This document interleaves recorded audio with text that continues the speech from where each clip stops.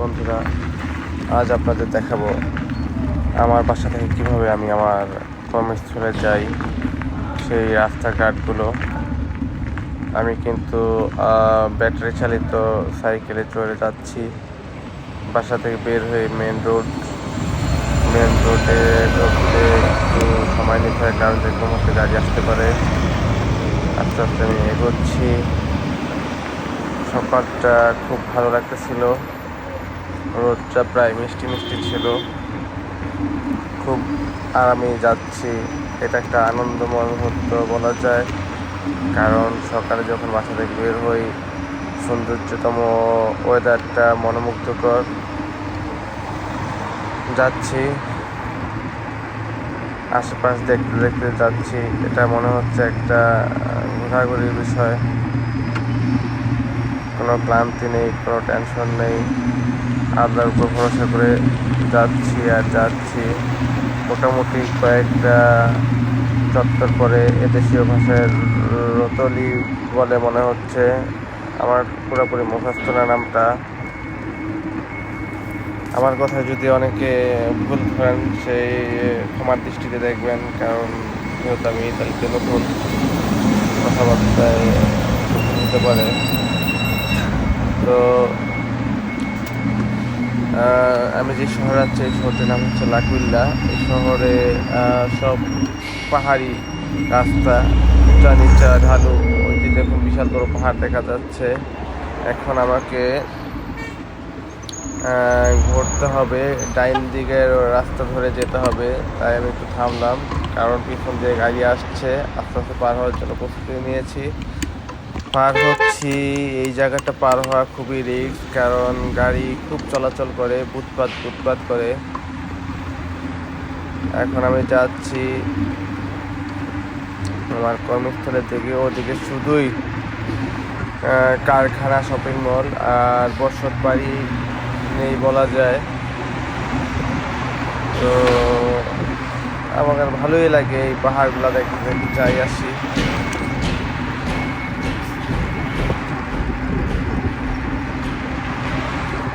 যাচ্ছি, মনোমুগ্ধকর মুহূর্ত।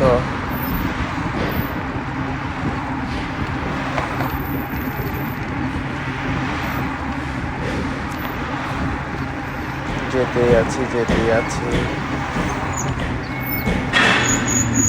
সামনে একটা গোল চত্বর আছে, ওটাকে বলে রতলি বলে। আর এই দেশে এই রতলির কারণে এই গোল চত্বরগুলো অ্যাক্সিডেন্টের সংখ্যা কম হয়, কারণ এখানে যখন আপনি ঘুরে রাস্তাটা পার হতে হবে, তখন আপনার স্পিড অবশ্যই আগে থেকে কমাতে হবে। আর সেই জন্যই এই বিদেশের বাড়িতে এই চৌরাস্তায় অ্যাক্সিডেন্টটা কম হয়।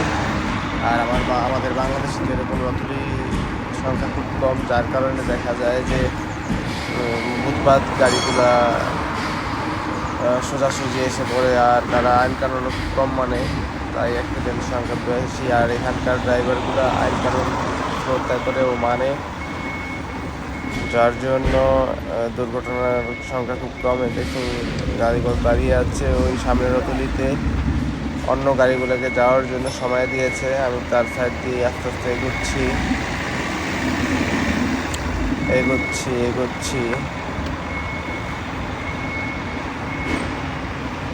পাহাড়ি রাস্তা, সেই জন্য খুব কেয়ারফুলভাবে সাইকেল ড্রাইভ করতে হয় আমাকে। আর এই কাজে আমি জয়েন করেছি 4-5 দিন হলো। আর আগে যেখানে কাজ করতাম, সেখানে আমাকে এই হেঁটেই যেতে পারতাম আমার কর্মস্থলে। সেখানে আমার 1 মিনিট লাগতো। এখানে যদিও সাইকেল ড্রাইভ করে 12-15 মিনিট লাগে, কিন্তু কিছু করার নেই, কারণ বিদেশের বাড়ি এরকমই। কাজ এখানে, কাল ওখানে। কাজের কোনো নিশ্চয়তা নাই, নির্দিষ্টতা নাই। এখানে আবহাওয়ার যেমন নিশ্চয়তা নেই, কাজেরও নিশ্চয়তা নেই। এখানে এই আবহাওয়া ভালো, এই নেমে গেলে বৃষ্টি। এখানকার এই অবস্থা। সেই অবস্থা থেকে এই কথাটা বললাম, কাজের কোনো নিশ্চয়তা নেই। আর ডাইন পাশে যেই বড় বিল্ডিংটা দেখা যাচ্ছে, ওটা সম্ভবত পোস্ট অফিস। ওটা বড় একটি পোস্ট অফিস। ওখান থেকে সরকারি পোস্টীয় যত কাজ আছে ওখান থেকেই করে। যখন আমাদের কাগজগুলো করার প্রয়োজন হয় বা কোনো কিছু প্রয়োজন হয়, পোস্ট অফিস থেকেই ছাড়তে হয়। এভাবেই চলছে। দেখতে থাকুন, আমাদের সাথেই থাকুন।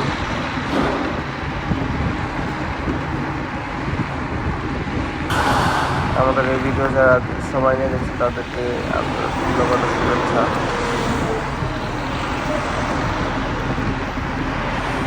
পাহাড়ের রাস্তাঘাটগুলা অনেক সুন্দর। আর দেখুন এই পাহাড় কেটে কেটে সাইড দিয়ে রাস্তা বানিয়েছে। খুবই রিস্কি জায়গা, একটু উনিশ হলেই যে কোনো মুহূর্তে পাহাড়ের নিচে পড়তে হবে। খুব সতর্কতার সাথে ড্রাইভ করতে হয়।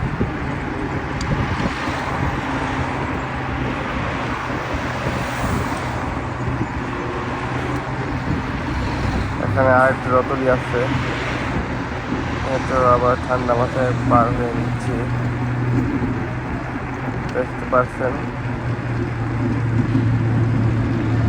পার হচ্ছে আমি। পার হয়ে ওই ডাইন পাশে রাস্তা দিয়ে ঢুকতে হবে আমাকে।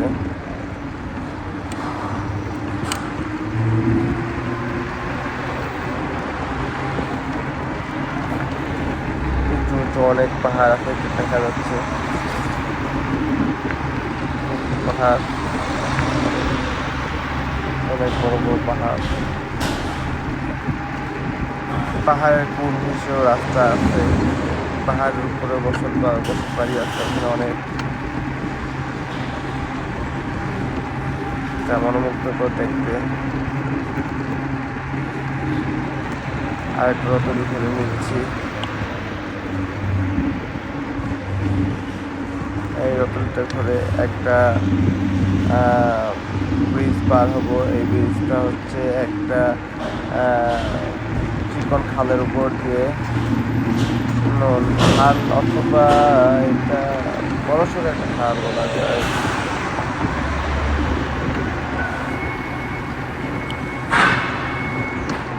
দেখতে পাচ্ছেন আপনারা, পাহাড় দেখা যাচ্ছে, পাহাড়ের উপরে কিন্তু বাড়িঘর আছে।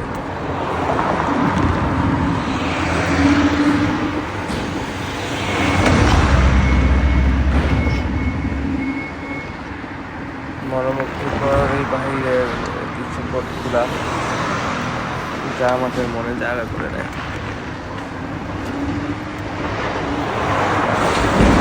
দেখতে থাকুন।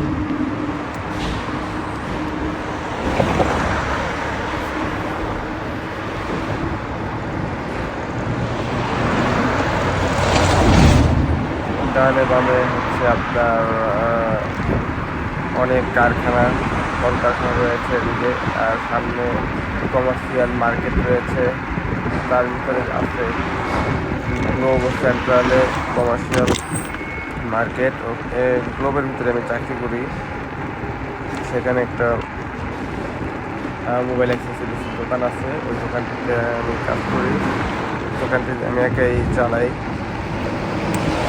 দোকানের মহাজনের দোকান আরেকটা, সে ওখানেই থাকে, আর এই দোকানটা আমি একাই চালাই।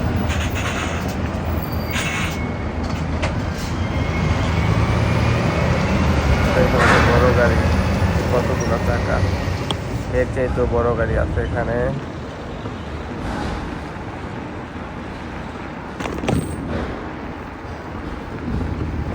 সামনে একটি বড় মার্কেট দেখা যাচ্ছে,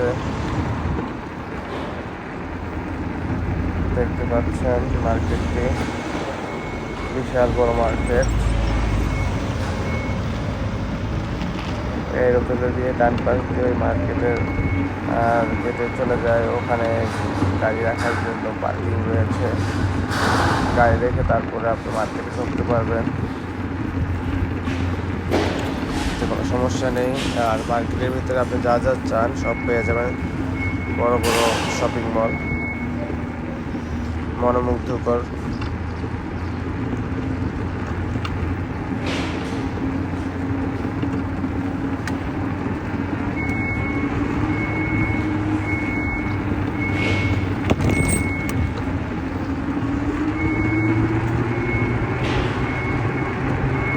এটা কিন্তু একবারে পাহাড়ের কোল ঘেঁষে পাহাড়ের নিচে গোড়ায় এই মার্কেটটা অবস্থিত।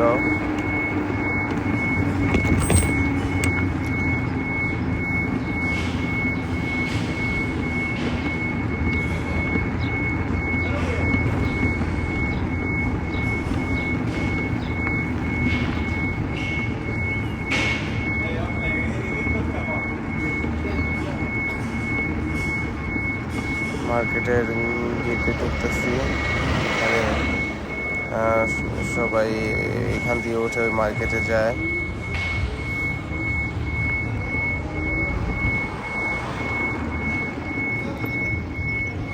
আপনাদের দেখানোর জন্য আমি এখানে একটু থামলাম। ওই হচ্ছে মার্কেটটি, আর একটু আগালি মার্কেট। আমি অত দূর গেলাম না, কারণ আমার গ্লোবোর ডিউটির টাইম এসে পড়েছে, তাই আবার ঘুরে গ্লোবোর দিকে চলে যাচ্ছি,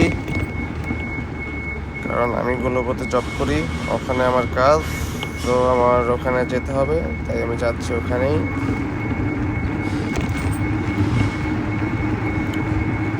আপনি ঢোকার সময় ঢুকবেন একদিক দিয়ে, আর নামার সময় নামবেন আরেক দিক দিয়ে। দেখছেন পাহাড় থেকে আস্তে আস্তে আস্তে নিচে নামতেছি আমি। এটা একটু পাহাড়ের উপরে ছিল। এই আমার গ্লোবো দিয়ে ঘুরে যাচ্ছি, অনেক বড় একটা রতলি। এদিক ঘুরনা ওদিক ঘুরনা, ঘুরে ঘুরে এই দেশের রাস্তাঘাট সিস্টেমগুলো এইভাবে তৈরি করা।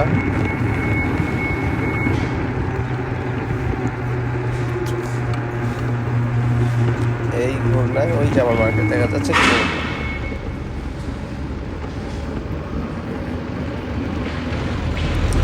দেখতে পাচ্ছেন। আপনাদের অনেক মূল্যবান সময় আমি নষ্ট করলাম, সেই জন্য দুঃখিত। এরকম আরও ভিডিও পেতে আমাকে কমেন্টে জানাবেন, আর ভালো মন্দ আপনাদের মতামত আশা করছি। তো এখানেই আমি থেমে যাব, আমার মার্কেটের গেটে এসে পড়েছি। আমি এখানেই আমার সাইকেলটি সবসময় তাড়া করে রাখি।